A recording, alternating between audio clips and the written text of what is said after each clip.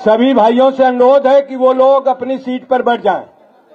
पीछे भी, आपके पीछे भी लोग हैं, कृपया बीच में जो कुर्सियां हैं इन पर बीच में मत खड़े हों। साथियों, अब ये सुनिए, आप बैठ जाइए। साथियों, बहुत ही खुशी के साथ मैं सूचित कर रहा हूं मीडिया के भाइयों के सामने कि आज समाजवादी पार्टी के राष्ट्रीय अध्यक्ष माननीय श्री अखिलेश यादव की बढ़ती हुई लोकप्रियता पर बहुत बड़ी संख्या पर विभिन्न दलों के लोग आज समाजवादी पार्टी में शामिल होने आए हैं। मैं शामिल होने आए हुए सभी नेताओं और उनके समर्थकों का इस लोहिया सभागार में समाजवादी पार्टी उत्तर प्रदेश की तरफ से स्वागत करता हूं। और वो आप लोग शांति बनाए रखेंगे, क्योंकि मीडिया है, हमको सूची आपकी पढ़नी है। मैं इस शामिल होने की श्रृंखला में सूचित कर रहा हूं, डॉक्टर सीताराम राजपूत भारतीय जनता पार्टी छोड़कर समाजवादी पार्टी में बड़ी तादाद पर अपने समर्थकों के साथ आज समाजवादी पार्टी में शामिल हो रहे हैं। डॉक्टर सीताराम राजपूत भारतीय जनता पार्टी छोड़कर वीरांगना अवंतीबाई लोधी महासभा के राष्ट्रीय अध्यक्ष हैं। दूसरे हैं आरएलडी के राष्ट्रीय उपाध्यक्ष रहे श्री लतेश बिधूड़ी साहब, वो भी अपने सैकड़ों समर्थकों के साथ आज शामिल होने आए हैं। तीसरे हैं स्वर्गीय शाकिर अली साहब, पूर्व मंत्री, पथरदेवा के सुपुत्र परवेज आलम साहब अपने समर्थकों के साथ समाजवादी पार्टी में शामिल होने आए हैं। श्री परवेज आलम साहब, पथरदेवा।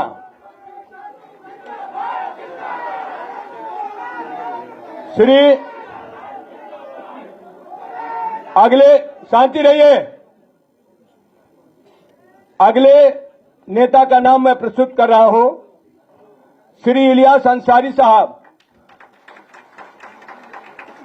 कुशीनगर, बहुजन समाज पार्टी छोड़कर अपने हजारों साथियों के साथ समाजवादी पार्टी आज ज्वाइन कर रहे हैं। 3 महीने की छुट्टी पे थे, 3 महीने की छुट्टी पे गए थे। कितने महीने की? अगले नेता है पूर्व विधायक श्री सुभाष चंद्र श्रीवास्तव जी, जो जनता दल यूनाइटेड छोड़कर समाजवादी पार्टी में शामिल हो रहे हैं। श्री सुभाष चंद्र श्रीवास्तव, पूर्व विधायक।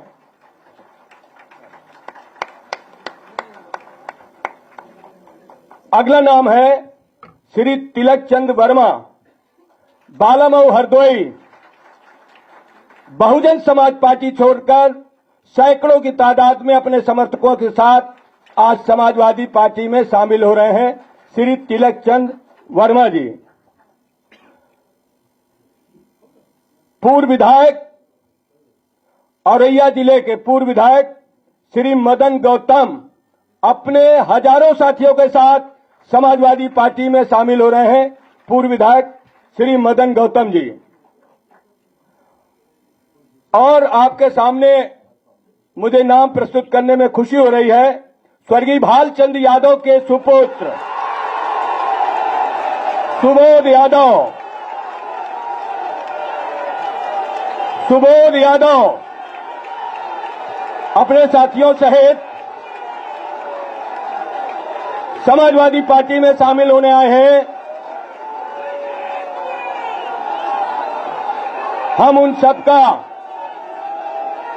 समाजवादी पार्टी में स्वागत करते हैं। आप सभी से ये अनुरोध है, समय भी काफी हो गया है। हमारे आप सबके नेता, इस देश के नौजवानों के नेता, किसानों के नेता, गरीबों के नेता आदरणीय अखिलेश यादव जी हैं। आज सबकी तरफ से मैं चाहता हूं उनका भी जोरदार तालियों से आप स्वागत करें।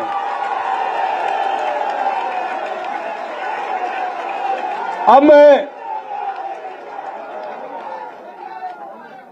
मंच पर समाजवादी पार्टी के बहुत वरिष्ठ बड़े बड़े नेता बैठे हैं। मैं आप सबसे अनुरोध करता हूं कि मीडिया पत्रकार भाई हैं, ये शामिल होने की घोषणाएं मैंने की है। उनकी सूची लंबी है और वो सूची सुबोध यादव जी की हजारों में है, लेकिन वो सूची डॉक्टर सीताराम जी, लतीश बुधोनी जी, वसीम राजा जी, श्री परवेज आलम साहब, इलियास अंसारी जी, सुभाष चंद्र श्रीवास्तव जी, तिलक चंद वर्मा जी, मदन गौतम जी, इनकी भी सूची बड़ी लंबी है। वो सूची मैं मीडिया के सामने जरूर प्रस्तुत कर दूंगा। इसलिए समय बिना गंवाए मैं अनुरोध करता हूं श्री सुभाष चंद्र श्रीवास्तव पूर्व विधायक जी से, वो हमें संक्षिप्त शब्दों में मीडिया भाइयों के सामने अपनी बात रखें। पूर्व विधायक सुभाष चंद्र श्रीवास्तव।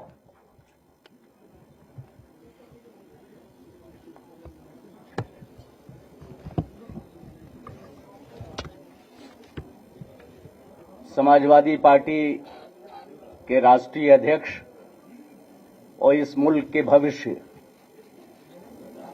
परम श्रद्धेय अखिलेश यादव जी, यहां उपस्थित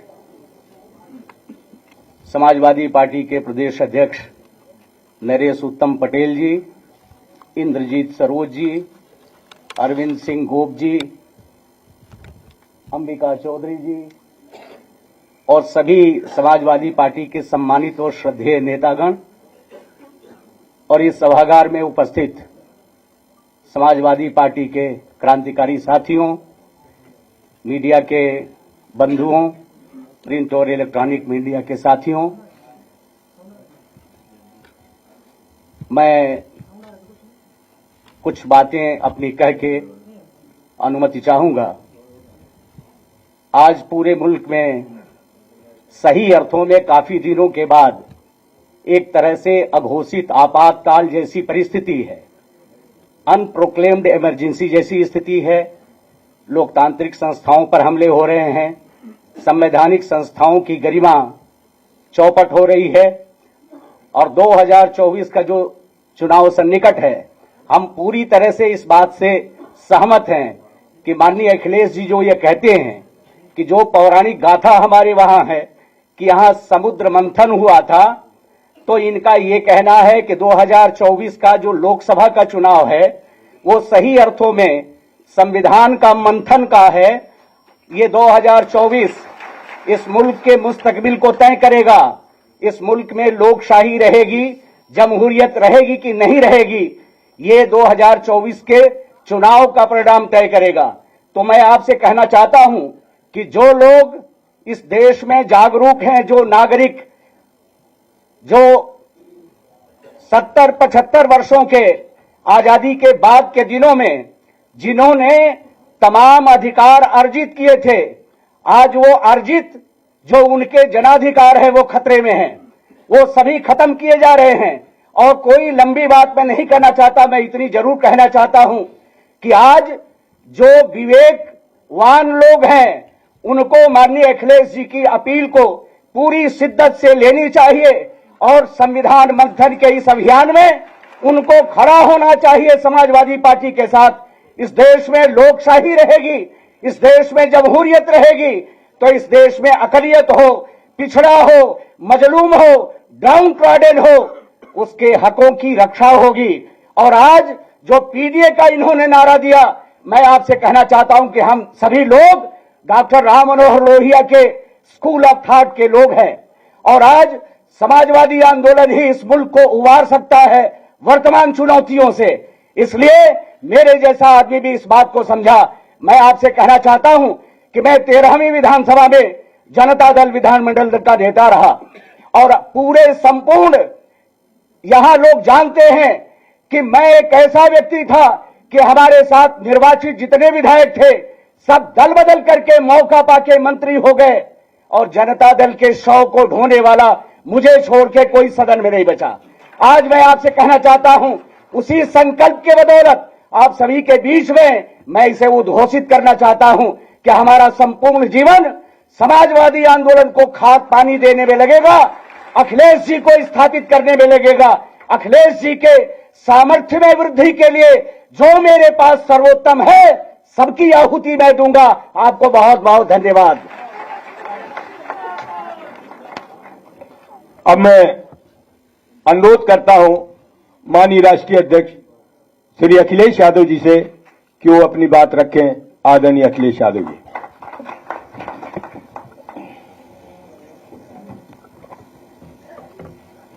हमारे साथ मंच पर समाजवादी पार्टी के प्रदेश के अध्यक्ष, हमारे साथ बैठे समाजवादी पार्टी के राष्ट्रीय महासचिव इंद्र सरोज जी, समाजवादी पार्टी के नेता राष्ट्रीय सचिव अरविंद सिंह गोप जी, पार्टी के बहुत जिम्मेदार सभी हमारे नेता, हमें खुशी इस बात की कि लगातार समाजवादी पार्टी का और खासकर पीडीए परिवार बढ़ता जा रहा है। जो साथी आज पार्टी में शामिल हो रहे हैं, मैं उन सभी साथियों का बहुत बहुत धन्यवाद और आभार प्रकट करना चाहता हूं। सबसे पहले मैं सुभाष श्रीवास्तव जी, पूर्व विधायक, बहुत ही सम्मानित और बहुत समय के राजनीति की परिस्थितियों को समझने वाले, मैं इनका और इनके सभी सहयोगी साथियों का बहुत बहुत धन्यवाद देता हूं जो पार्टी में आज आ पा रहे हैं। मदन गौतम जो हमारे ही जनपद के हैं, हमारे साथ रहे, कई बार के विधायक हैं, इनके आने से समाजवादी पार्टी को और ताकत मिलेगी। इनके सहयोगी साथियों के आने से समाजवादी पार्टी हमारे आसपास के जिलों में और मजबूत दिखाई देगी। डॉक्टर सीताराम राजपूत जी का मैं स्वागत करता हूं। परवेज आलम जो बहुजन समाज पार्टी छोड़ करके आए हैं, मैं उनका और उनके सभी सहयोगी साथियों का बहुत बहुत स्वागत करता हूं। इलियास अंसारी साहब, जिन्हें हम मना लेते तो शायद हमारे साथ ही रहते, लेकिन कुछ राजनीतिक परिस्थितियों की वजह से वो हमें छोड़ करके चले गए थे, लेकिन बहुत ज्यादा दिन दूर नहीं रहे, आज पुनः समाजवादी पार्टी में और इस आंदोलन की मदद करने के लिए आए। मैं उनका भी बहुत बहुत स्वागत करता हूं और हमें उम्मीद है कि वो और उनके सभी सहयोगी साथी मिलकर के समाजवादी पार्टी की मदद करने का काम करेंगे। मुझे खुशी है इस बात की कि बहुत सारे साथी ये चाहते थे कि सुबोध यादव समाजवादी पार्टी में शामिल हो जाएं, और आज वो और उनके बहुत जिम्मेदार और बहुत ही बड़ी संख्या में साथी आए हैं। मैं सुबोध यादव का और उनके सभी साथियों का बहुत बहुत स्वागत करता हूं। समाजवादी पार्टी को मजबूत बनाने का काम करेंगे। तिलक चंद वर्मा जी जो हरदोई में बहुजन समाज पार्टी से लड़े थे, आज पुनः समाजवादी पार्टी में शामिल हो रहे हैं। इनके आने से लखनऊ से लेकर के हरदोई, उन्नाव और आसपास के जिलों में समाजवादी पार्टी को मजबूती मिलेगी। इनका समाज और खासकर बहुजन समाज के लोगों को जोड़ने का काम करेंगे। इससे आने वाले समय में जो 2024 में चुनाव होने जा रहा है, उसमें बहुत बड़े पैमाने पर सहयोग मिलने जा रहा है।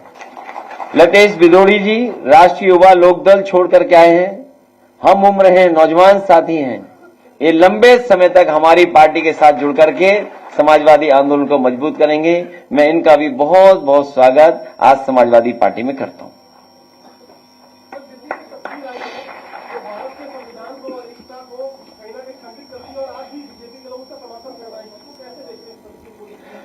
मैंने तस्वीर नहीं देखी, लेकिन अभी पूर्व विधायक सुभाष श्रीवास्तव जी जो बात कह रहे थे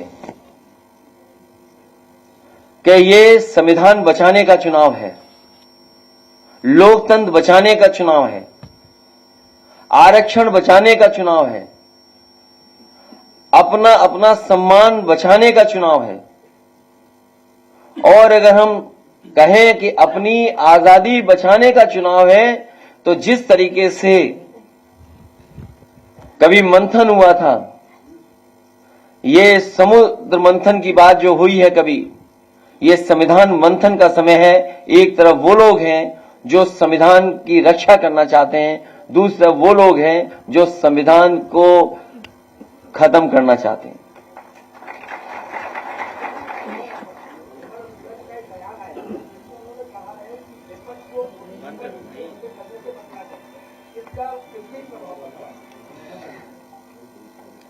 उत्तर प्रदेश के लोग स्वागत भी अच्छा करते हैं और उत्तर प्रदेश के लोग जब विदाई करेंगे वो भी बड़ी अच्छी करेंगे। जो लोग 14 में आए थे वो 24 में जाने वाले हैं और 10 साल हिटलर का ही समय था।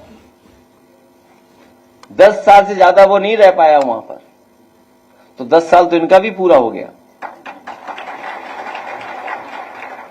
और सवाल यह है कि नौकरियां मिलेंगी कि नहीं मिलेंगी। भारतीय जनता पार्टी हटाओ, नौकरी पाओ।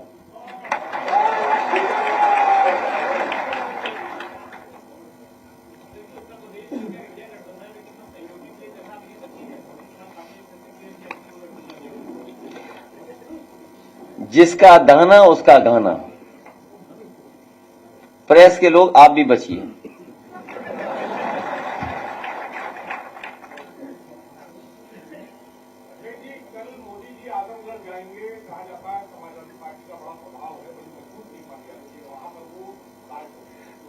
मैंने आपसे क्या कहा?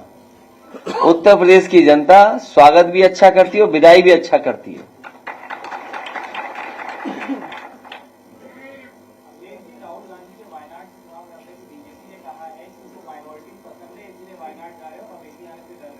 और मैं तो ये कहता हूं माइनॉरिटी सबको पसंद करना चाहिए। जो कमजोर हो, जिसके साथ अन्याय हो रहा हो, उसके साथ खड़ा होना चाहिए सबको। और प्रेस के साथियों, आपको भी खड़ा होना चाहिए। कल आप कमजोर होगे तो आपके साथ कौन खड़ा होगा? जब आपके लोग जेल जाते हैं तो समाजवादी लोग खड़े होते हैं आपके साथ। आप भी हम लोगों के साथ खड़े होइए।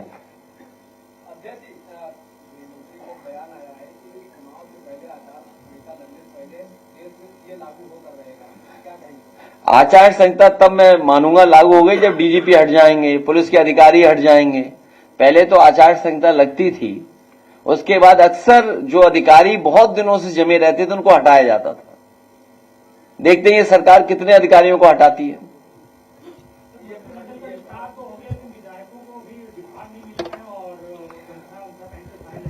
जब तक विभाग मिलेगा और प्रमुख सचिव को अपॉइंट कराएंगे तब तक चुनाव आ जाएगा।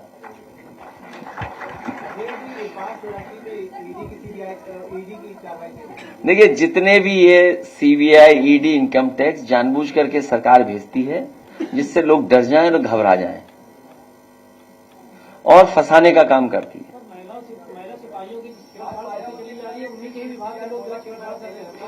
ये एक लंबी सूची है।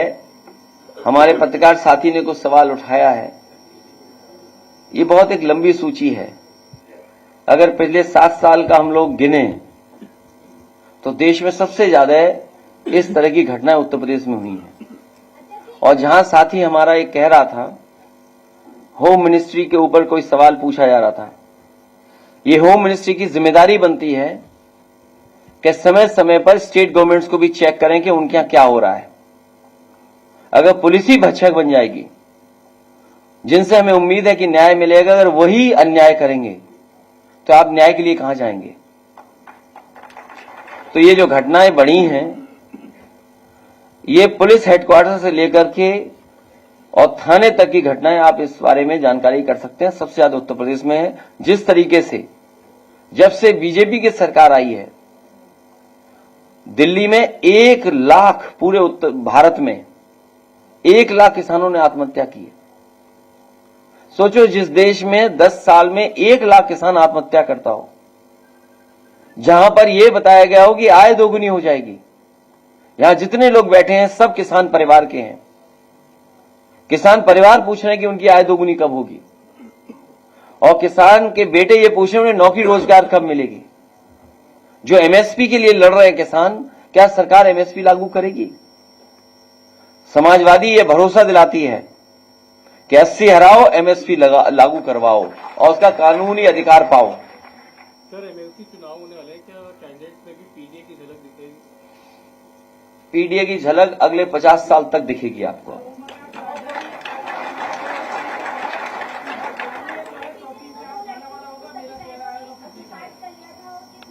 वो गंभीर मामला है जहां 2 बहनों ने आत्महत्या की और पिता ने भी जान दे दी।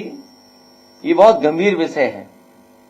कम से कम बीजेपी को न्याय दिलाना चाहिए परिवार को, और कहीं ऐसी घटना दोबारा उत्तर प्रदेश में न हो, उसके बारे में भी सरकार को सोचना चाहिए। जो लोग जीरो टॉलरेंस की बात कर रहे थे, उनका कानून व्यवस्था उत्तर प्रदेश में जीरो हो चुका है।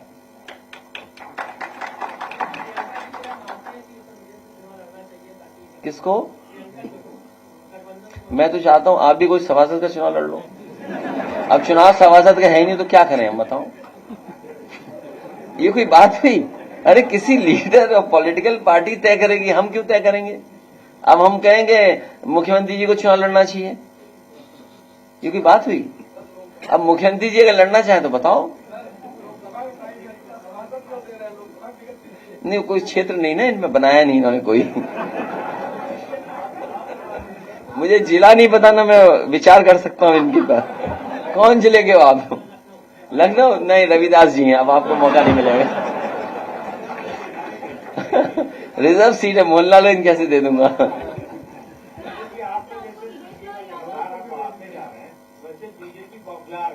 तो आपके भी चैनल में पी है।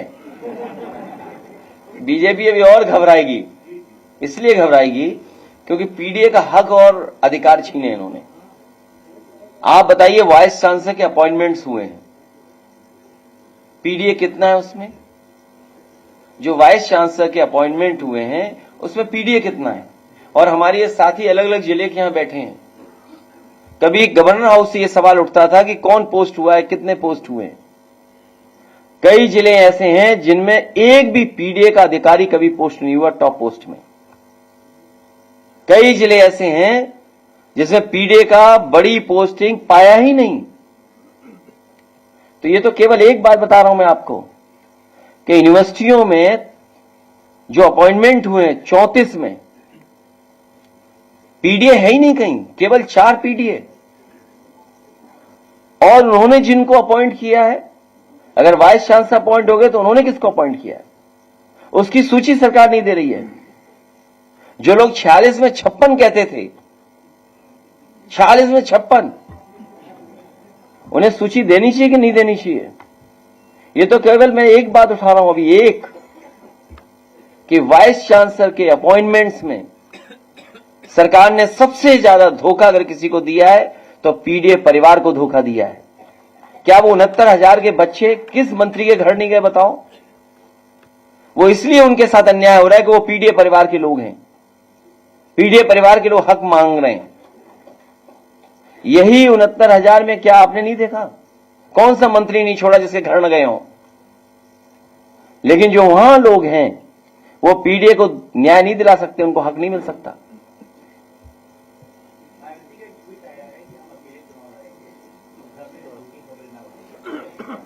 मैं उनको बहुत धन्यवाद देता हूं।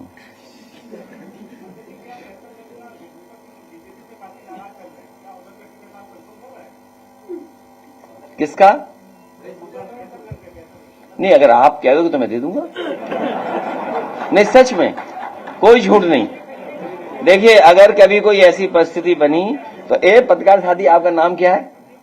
अकील सिद्दीकी कह रहे हैं कि उन्हें टिकट दे देना चाहिए। हम आपकी बात मानेंगे, हम आपकी बात मान लेंगे।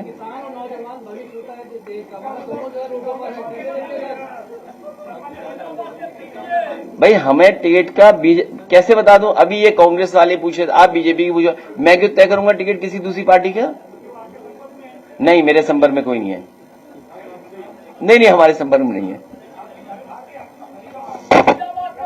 नहीं, हमारे संपर्क में नहीं है।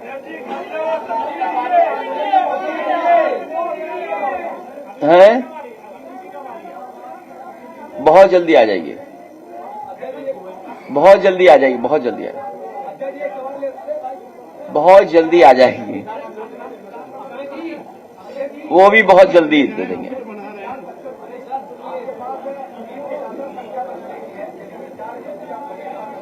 नहीं, अभी चुनाव है, उलझाओ मत इन बातों में।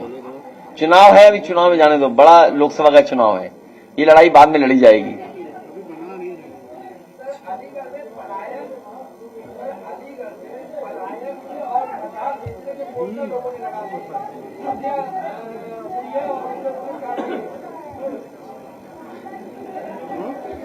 अरे रुक जा बेटा, अभी इनका दरखास्त लेना, अभी बच्चे दरखास्त देना अपनी, ठीक है, दरखास्त देना। किसी कोई व्यक्ति हो दरखास्त लेना, सिक्योरिटी वाले दरखास्त ले लो, उसकी मदद कर देंगे। हाँ हाँ, किसने लगाया पोस्टर, किस कारण, मुझे जानकारी नहीं है।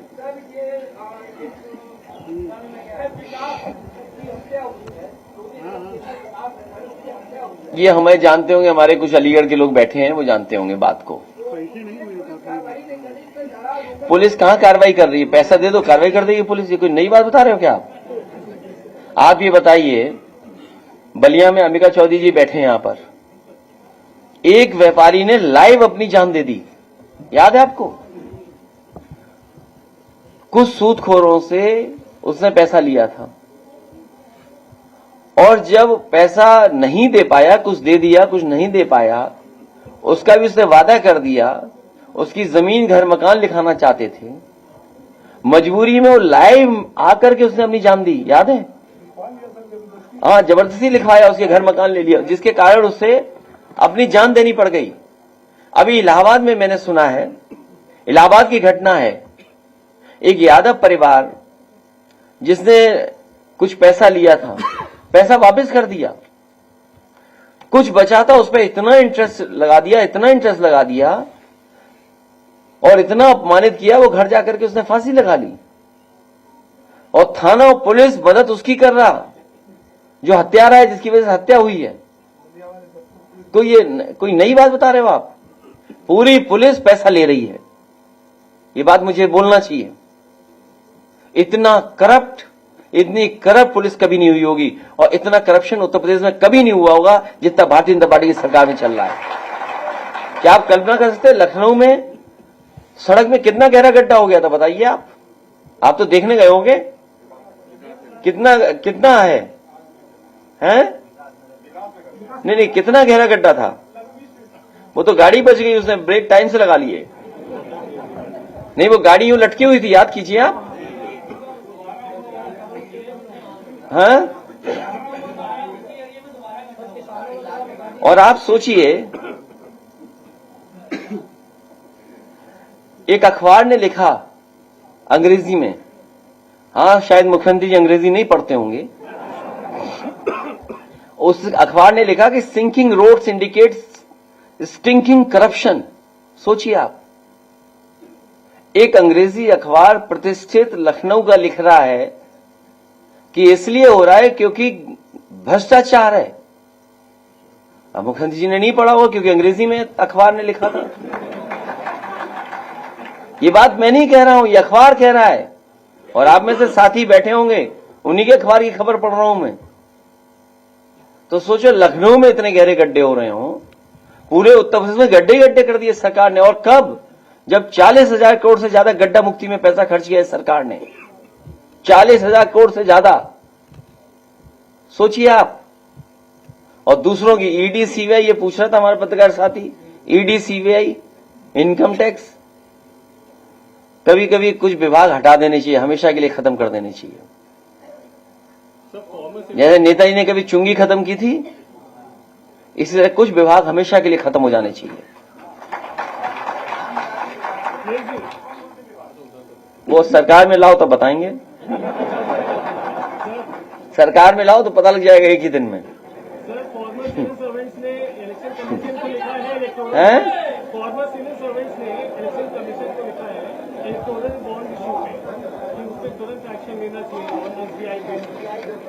किसमें मसला चल रहा है, उसमें फॉर्मर सिविल सर्वेंट्स ने लिखा है इलेक्शन कमीशन को कि एसबीआई को डायरेक्ट करें, तो पढ़ने से उस बात में मल उलझिए। बात बिल्कुल साफ ये है, 15 लाख करोड़ तक 15 लाख करोड़ लगभग उद्योगपतियों का कर्ज माफ हुआ है। उन्हीं उद्योगपतियों को फिर कर्ज दे दिया गया। सुनने में आ रहा है कि जिनका उद्योगपतियों का कर्ज माफ हुआ है उन्होंने इलेक्ट्रल बॉन्ड्स भी दिए हैं। तो अब इसमें क्या बताएं हम? तो जब जवाब मिलेगा रिजर्व बैंक से तो पूरा देश जान जाएगा। लेकिन सवाल यह है कि 6 महीने बाद पता लगेगा, चुनाव मुद्दा ही ना बने, इसलिए है ये सब बात। सबसे ज्यादा पैसा किसके पास गया? कोई बोलेगा नहीं चैनल? आप तो बोल रहे हो। सबसे ज्यादा पैसा गया किस पार्टी पर, तो उसी को बताना पड़ेगा। मैं एक बार फिर किसमें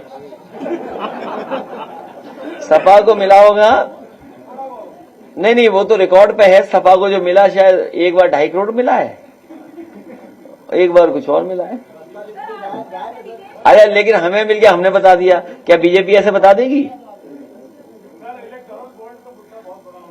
हाँ, तो मिला है। पार्टी, हर पॉलिटिकल पार्टी को मिलता है। क्या चीज? जिसका दाना उसका गाना। आप लोग चलाइए चैनल पे 1-1 घंटा का शो, तो शायद मिल जाए जवाब जल्दी। लेकिन चैनल वाले शो ही नहीं चलाएंगे। जैसे बेरोजगारी पे शो नहीं चलाते, वैसे इस पे भी नहीं चलाएंगे आप। इसलिए एक बार फिर मैं सुबोध यादव जी का, सीताराम राजपूत जी का, परवेज आलम जी का, इलियास अंसारी जी का, सुभाष श्रीवास्तव जी का, मदन गौतम जी का, तिलक चंद वर्मा जी का, लतेश बिधूड़ी जी का और उनके साथ जितने सहयोगी साथियां हैं, मैं उन सब का स्वागत करता हूं। समाजवादी पार्टी में शामिल होने के लिए बधाई देता हूं। आने वाले समय में जो लोकतंत्र बचाने की लड़ाई होने जा रही है, उसमें लोकतंत्र बचाने का काम आप लोग करेंगे। बाबा साहब भीमराव अम्बेडकर जी का जो दिया हुआ संविधान है, उसको बचाने का काम करेंगे। आप सबका, अपने साथियों का धन्यवाद और प्रेस के लोग आए हुए हैं उनका भी विशेष धन्यवाद। बहुत बहुत धन्यवाद। आप सुबोध यादव जी, आपके साथी माला लेकर आए हैं स्वागत करने के लिए।